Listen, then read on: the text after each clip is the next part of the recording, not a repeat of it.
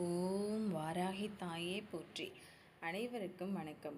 நம்ம இப்போ இந்த பதிவில் ஆவணி மாதம் வரக்கூடிய வளர்பிறை பஞ்சமி திதி பற்றி தான் நம்ம பார்க்க போகிறோம்.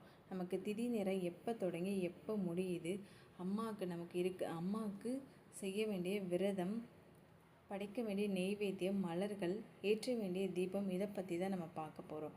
அதுக்கு முன்னாடி இப்போ தான் நீங்கள் முதல் முறையாக என்னோடய சேனல் பார்க்குறீங்கன்னா சப்ஸ்கிரைப் பண்ணிக்கோங்க. பக்கத்தில் இருக்க பெல் ஐக்கான் பட்டனையும் கிளிக் பண்ணிக்கோங்க. அப்போ தான் நான் போடுற வீடியோ உங்களுக்கு நோட்டிஃபிகேஷனாக வரும். இப்போ நம்ம பதிவுக்குள்ளே போகலாம். ஆவணி மாதம் வளர்பிறை பஞ்சமி திதியானது செப்டம்பர் 7 சனிக்கிழமை மாலை 5:37க்கு தொடங்குது.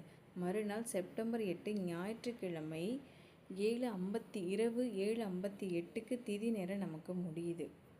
விரதம் இருக்கிறவங்க சனிக்கிழமை மாலையிலேயே ஆரம்பிக்கிறதா இருந்தாலும் உங்களோட விரதத்தை நீங்கள் தொடங்கலாம். இல்லை அன்றைக்கி விநாயகர் சதுர்த்தி எங்களால் முடியாதுன்னா ஞாயிற்றுக்கிழமை காலையிலேயே உங்களோட விரதத்தை நீங்கள் தொடங்கி இரவு 7:58க்குள்ளே உங்களோட விரதத்தை நீங்கள் முடிக்கணும்.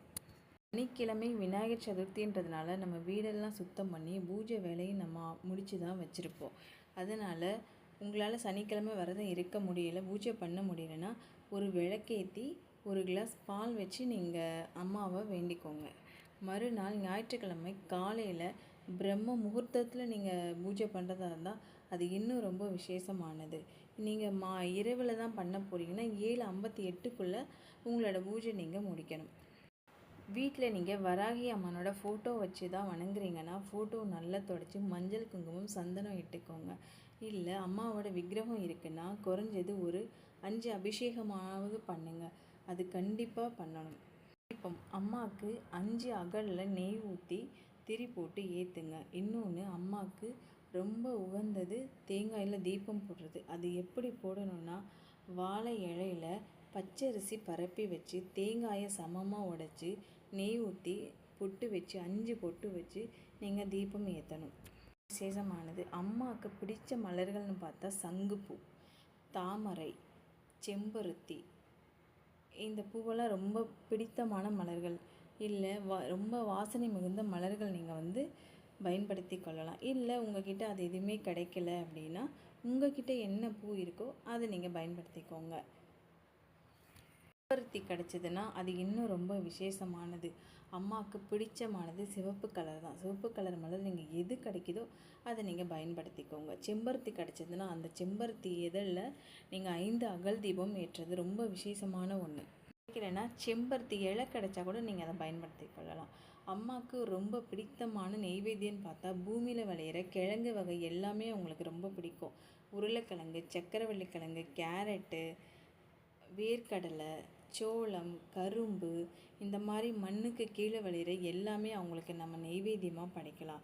இல்லை எங்களால் செய்ய முடியும் அப்படின்னா சக்கரை பொங்கல், தயிர் சாதம், கருப்பு உளுந்து வடை, இதெல்லாம் அவங்களுக்கு பிடித்தமான நெய்வேத்தியம்.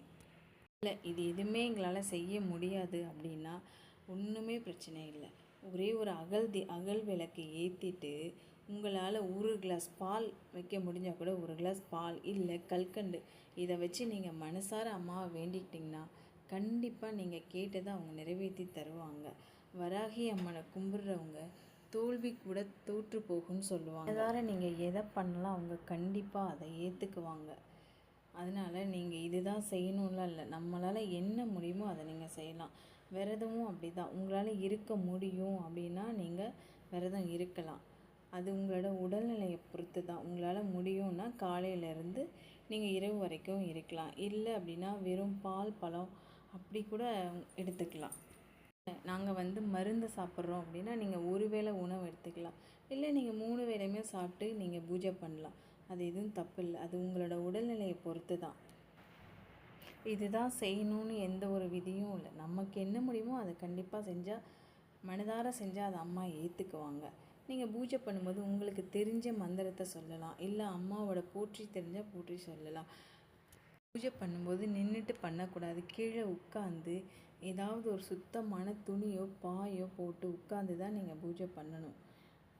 மந்திரமும் தெரியலனா ஓம் வாராகி தாயே போற்றி போற்றின்னு மட்டும் சொல்லுங்கள், அது போதும். இல்லைன்னா நான் சொல்லி கொடுக்குற ஒரு மந்திரத்தை நீங்கள் சொல்லுங்கள். ஓம் ஷாமலாயை வித்மயே ஹலஹஸ்தாய தீன்மகே தன்னோ வாராகி பிரச்சோதயா.